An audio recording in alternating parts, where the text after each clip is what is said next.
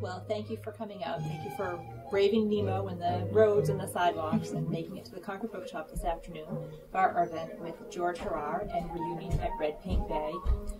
It's a book I've described to people as it sneaks up on you. It's a novel. It's a book of suspense, but not a conventional thriller or mystery. So if you're looking for gore, you won't find it here. What you will find is a fast-paced book that is psychologically complex. And it is set in the fictional town of Red Paint Bay, Maine, which bills itself the friendliest place on earth. It's a small town, has a little bit of a tourist trade, and the main character, the protagonist in the novel, is a man named Simon Howe, who's returned to the town after he tried to make it as a springboard to a big-time journalist in Portland, Maine, and that didn't work. So he returned to Red Paint Bay, bought the local weekly paper, and he works tirelessly at writing articles about things like high school reunions and lost puppies and posting pictures of people's vacations and probably the occasional petty theft. So he, his wife, and their young son have it pretty good.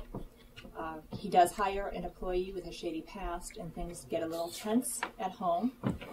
Simon receives a series of anonymous postcards with messages in the shade of gray that could be interpreted as benign or menacing. So this is where things get very interesting. He starts to worry for the safety of his family.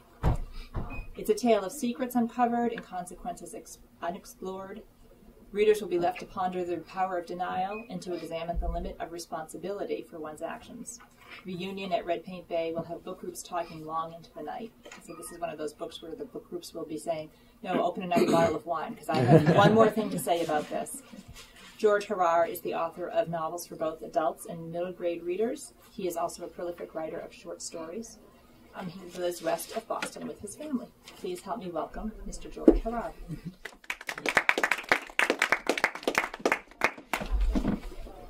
Well, you gave a good rundown of the plot, so I don't have to do much of that introduction. I didn't give anything away. No, well, that's good.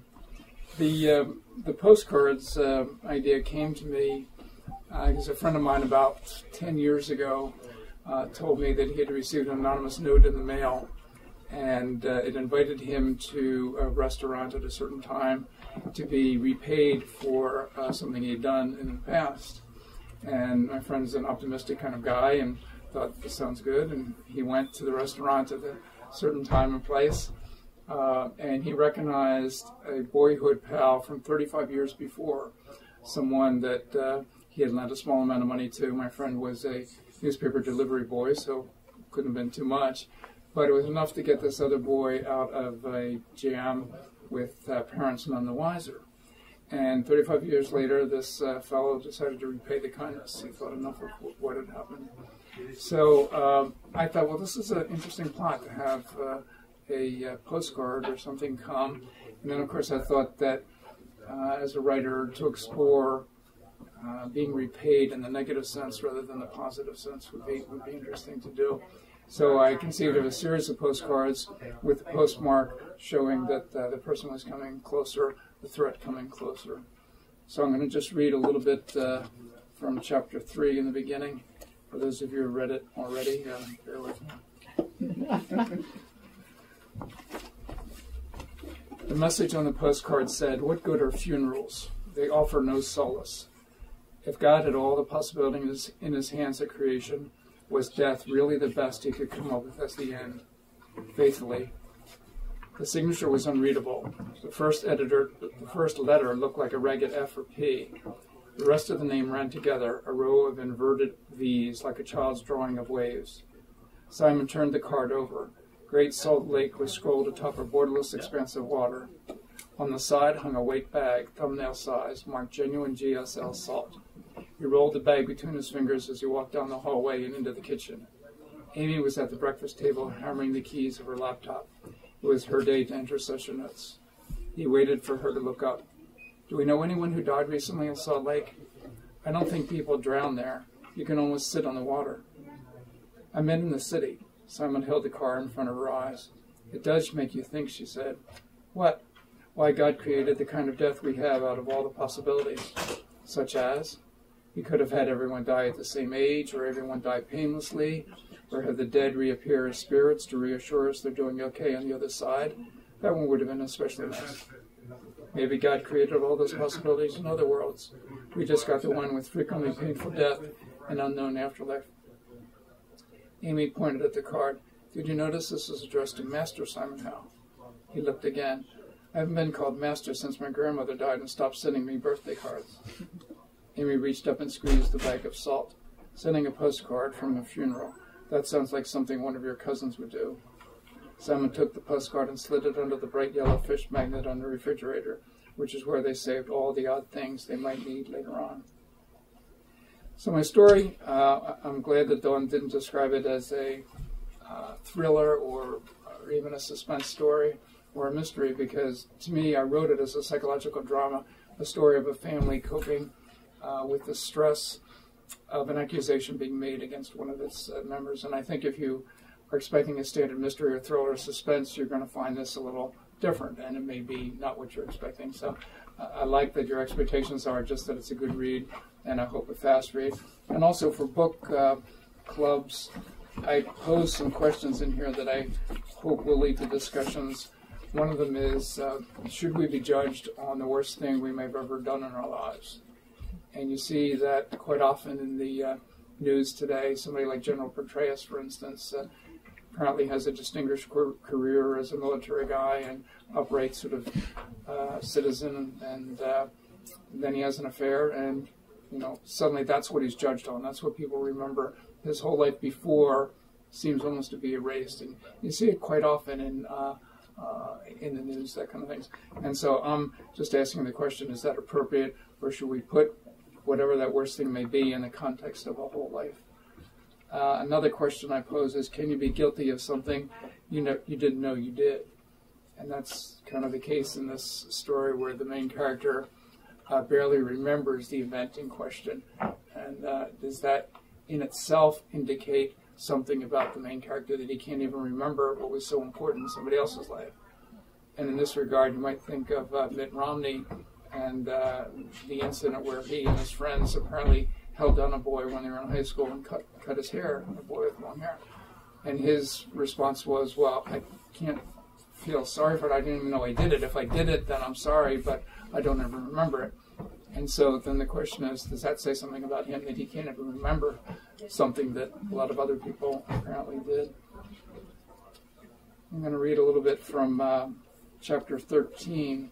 And this is where the I guess we call him a stalker, is approaching the town, and you don't know at this point quite what he's there for or whom he's there to get revenge or retribution from. He dresses in black, head to toe, with a light cap tilted over his eyes.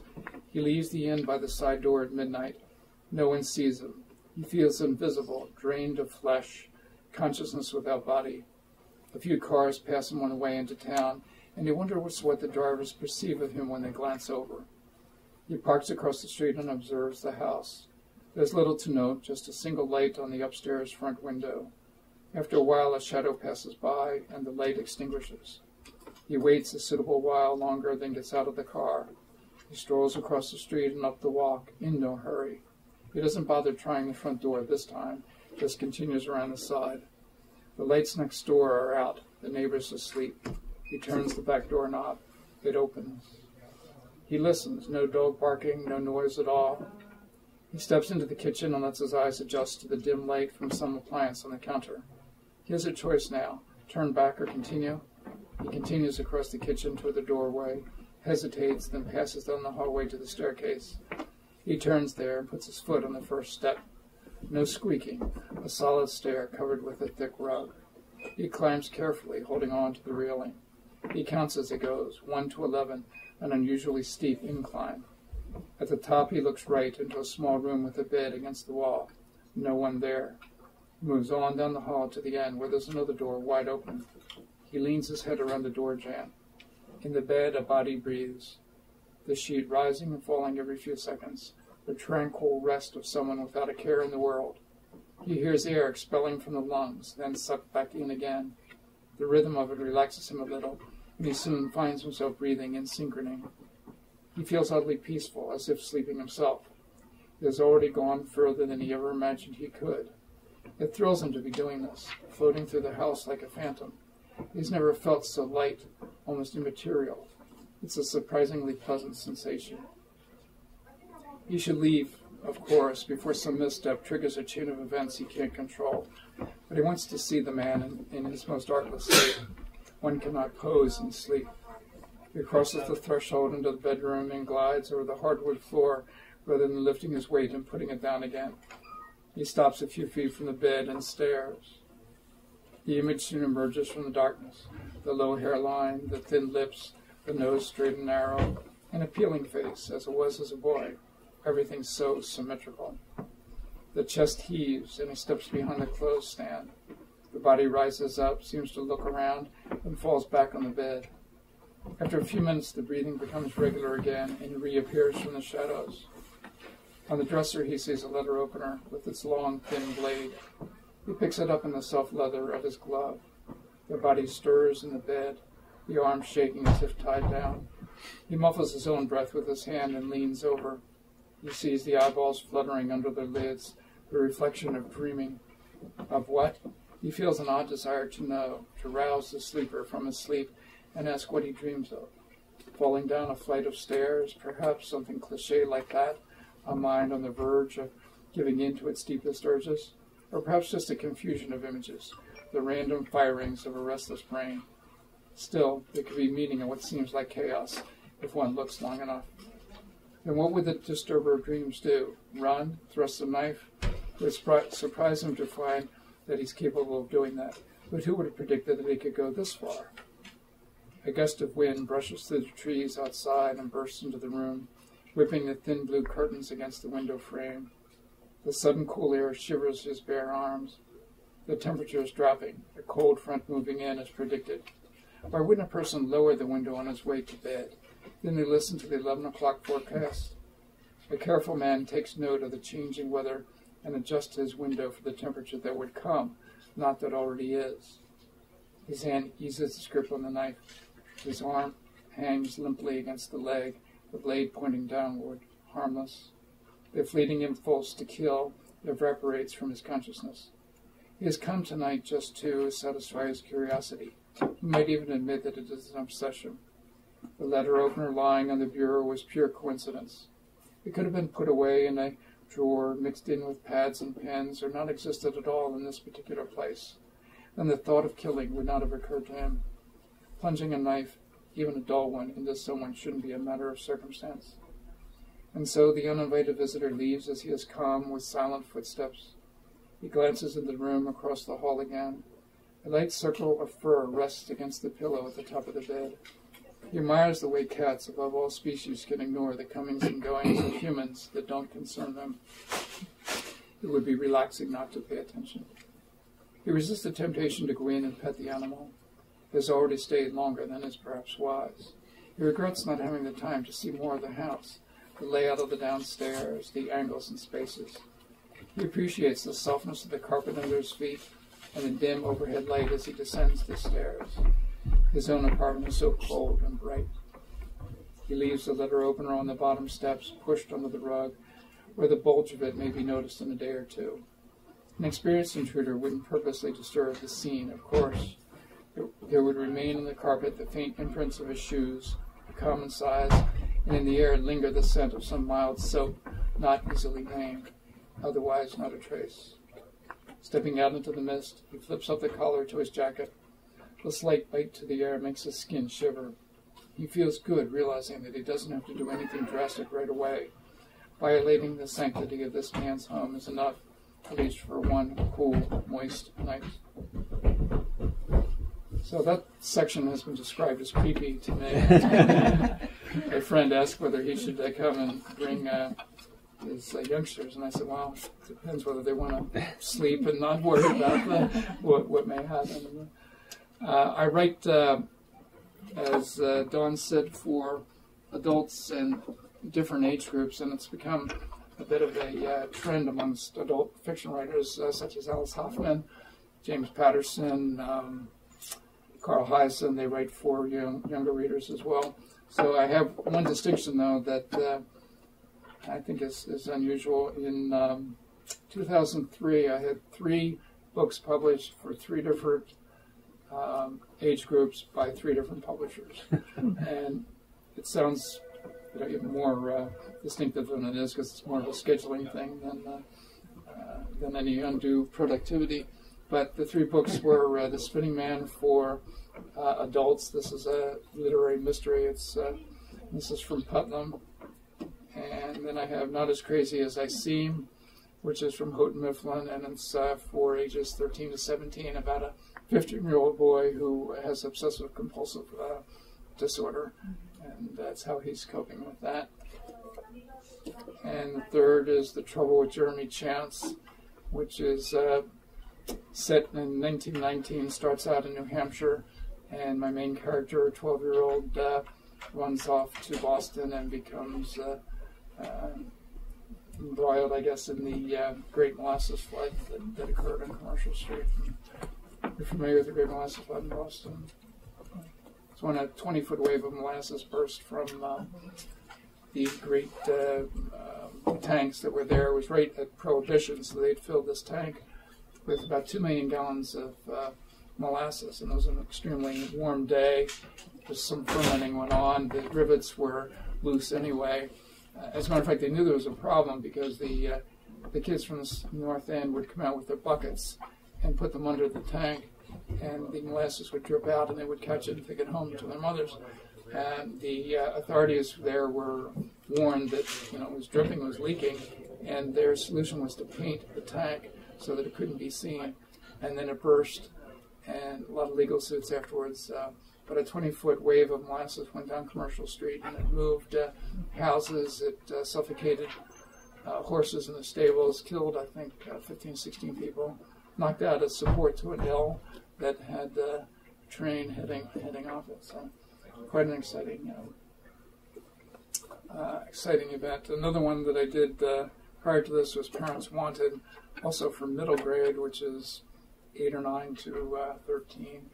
And this is somewhat autobiographical in the sense that it's about a boy who was adopted at age 11 and is told from his point of view.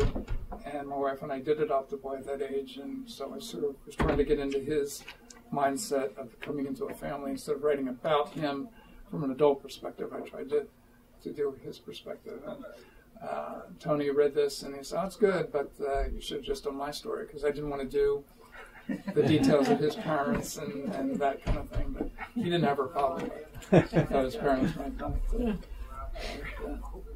I just did one other thing. As I was preparing for these talks, I went back to look up my first fiction publication of my history, which was decades ago, and it's so precious that I put it in plastic. It was in True Experience magazine. Do they still have True Confession magazines? Are they still popular? I don't think they exist. Don't they exist anymore?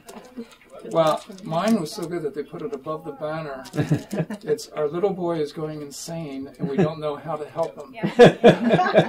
Now, I didn't have a little boy then, and they didn't seem to care. It's the story of a woman who is married to a boxer. So I was writing from the woman's perspective, the boxer for a husband and an insane child who she sees pushing a friend out of the treehouse, and she wonders. But my thought was, as I was trying to get into fiction way back, was, well, they run fiction. Not too many places run fiction. And so I decided to see if I could model a story after the format that I found in this. And I probably would have gotten off to a better start if I tried to model it on a New Yorker story. But hold that up for a moment. I'll even immortalize it.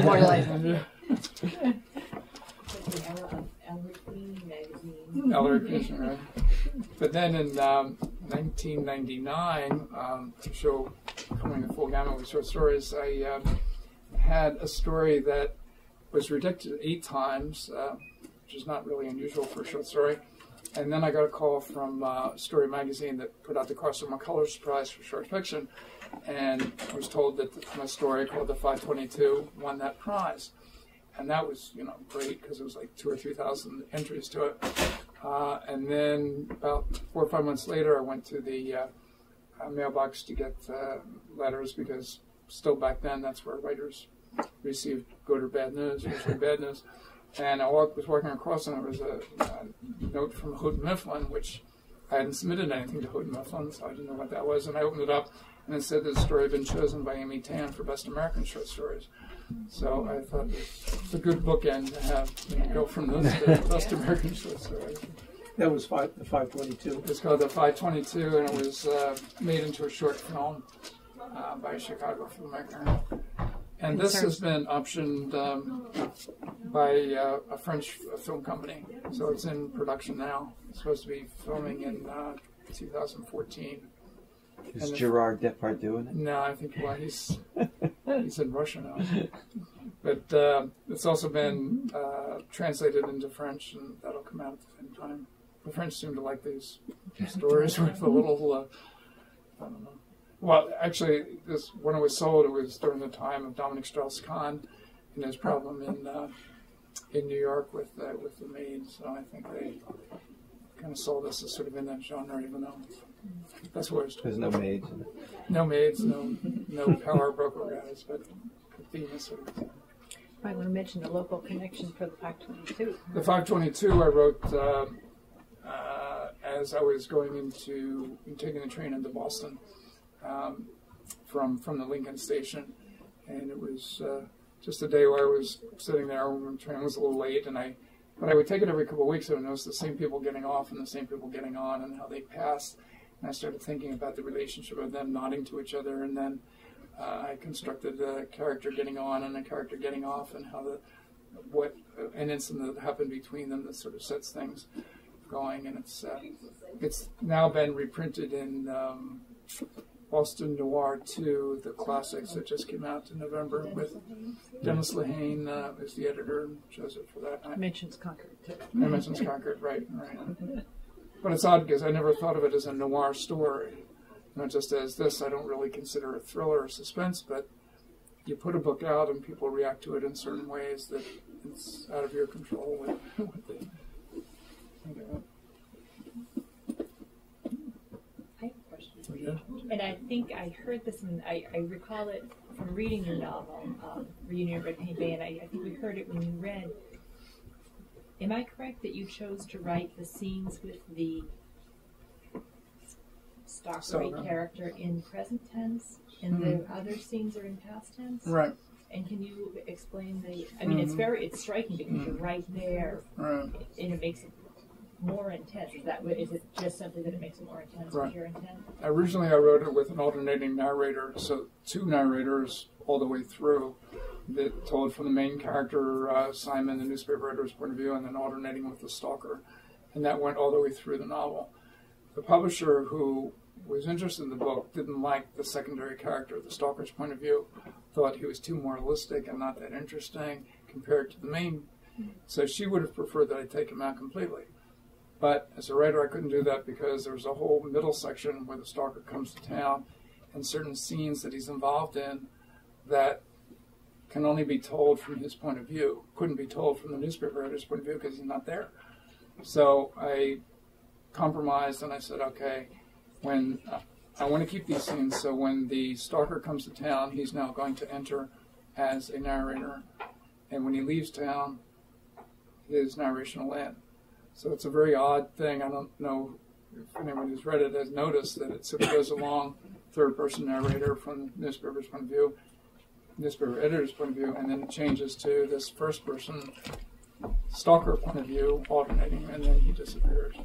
But I think the first person, to answer your question, it gives it more immediacy. It makes it a little more, you really feel like you're there with a guy. And since he's the stalker, it sort of puts the reader in a kind of more, I don't know, closer connection to him. Almost sympathetic for him? Yeah, sympathetic. Just identifying. Plus, it delineates him from So you know something different is happening. But most people don't even recognize it. They just read along. Jen, you read it? Well, Did you know? now that you say that, because I would notice it shift, but I wasn't thinking logically what shifted here. Was. But I would notice that it shifted. And you did, okay. Yeah, because you could, But so that's interesting. Now that you say, that you say that, I did see that, but I wasn't consciously. I was too busy trying to see what was going to happen next to stop and think about what was different. Yeah. So only one reviewer has mentioned it out of a lot of bloggers and reviewers and customer reviews, and I thought it would be, as I said in the other book, I thought this is kind of groundbreaking. I'm introducing a new narrator halfway through and then getting rid of them again, but it doesn't seem to, people don't even notice it. Didn't follow me up. Yeah.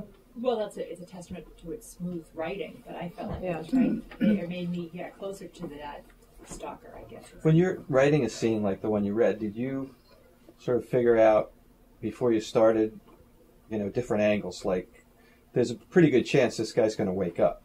I'm thinking most of us feel if there's somebody in our bedroom standing next to the bed, we probably would wake up. Did you scope that out? If it went that way, would it ruin the whole story, or did you know right away? He does rise up. I know, but he doesn't. But then he goes back down. Yeah. I just know that there's different levels of sleep. And I'll give you an example since my wife is here. Never lose an opportunity to embarrass her. I'm a light sleeper. She's a very heavy sleeper. And it was about a year and a half ago in the summer. I woke up and I just smelled this. Smelled metallic in the air. What is that? Summer and the windows were open. And I said, I woke up and said, do you smell that? It's kind of odd. And she said, oh, it smells like somebody cooking. It's like somebody having a barbecue. Must be that. I said, it's 2 a.m. So she wanted to go back to bed. I said, no, but I'm fine. So we went out, and I went outside and looked, and there was smoke coming out of the sort of the garage, small window. And I told Linda to call 911, and I went down, and I opened up the washroom, and it was filled with smoke, half filled, and then I opened the garage, and it was completely filled. And I could see there was fire in the garage, and it was I had used linseed oil to wipe down a chair, and put the rag, when I was done, sort of in not even a tight container, but just I know you don't put oily rags near fire, but I didn't know that putting it in a sort of a container that it would spontaneously catch on fire. So. There's different levels of sleep. Linda, I don't think would notice if somebody's coming and standing over. I would be waking up right away. But did you have an alternative direction? No, I didn't. I wanted to, because that would have caused too much action to happen right then. Yeah. And I think it's spookier if he doesn't. You're only in chapter 13 at that point. Right. It'd be a very short novel. This is relatively short. I thought it was interesting too that I wanted to know a little bit what was going to happen more with the boy too, because it seemed like that was a really key piece, and I wondered also that you've written sort of towards that age group. Right. It was I was intrigued what was where he was going. And do you think it resolved, or do you think it still left you wondering? Well, it was resolved. I mean, I don't want to ruin but I I think it would have different endings. He certainly wasn't in that. I mean, in the story too. I thought, I thought that relationship with his dad sort of pulled a lot into the dad's character too. But I think the father, Simon, sees himself reflected in the son in terms of the main characters getting into lying a lot, and when the son starts doing it, he sees that this isn't a good model to be doing for his. Did you see the son, as the sort of a typical age-appropriate kid, or was there sort of a darker side maybe there with the son? Potentially. The age-appropriate. That age 12 and 11, which is why I like to write for it, is right at this bridge. I mean, you can have some very sophisticated, smart kids. You can have some kids who are latently intelligent or smaller, both physically and in their maturity level. And sometimes I think at that age they they like to be young, and sometimes they like to be older. You know, they're just torn. So I think it gives a writer the opportunity to write them in any way you sort of want, because they can go either way. I think he's probably, seems like he's appropriate. How would you answer your own question for the book group? Should you be judged by the worst thing you do in your life? You know, depending how bad that worst thing is. You don't want to bring up Joe Paterno or anything, do you? No. But I think depending how bad the thing is, then yes, it may just overwhelm everything else. But I'm always arguing for context. I think you see things in context. And that would mean the whole life. You know, that if somebody goes along and is doing something, living a good life and does something wrong, I don't think that wrong thing indicates that he's a bad person through all his life. Just like if somebody does things wrong for a lot of his life and then does something good, that doesn't change everything either. You know, it's sort of, you look at everything, you look at a total life. But the person can get put in jail or blamed for that singular thing that they do wrong, you know, and that's appropriate. But.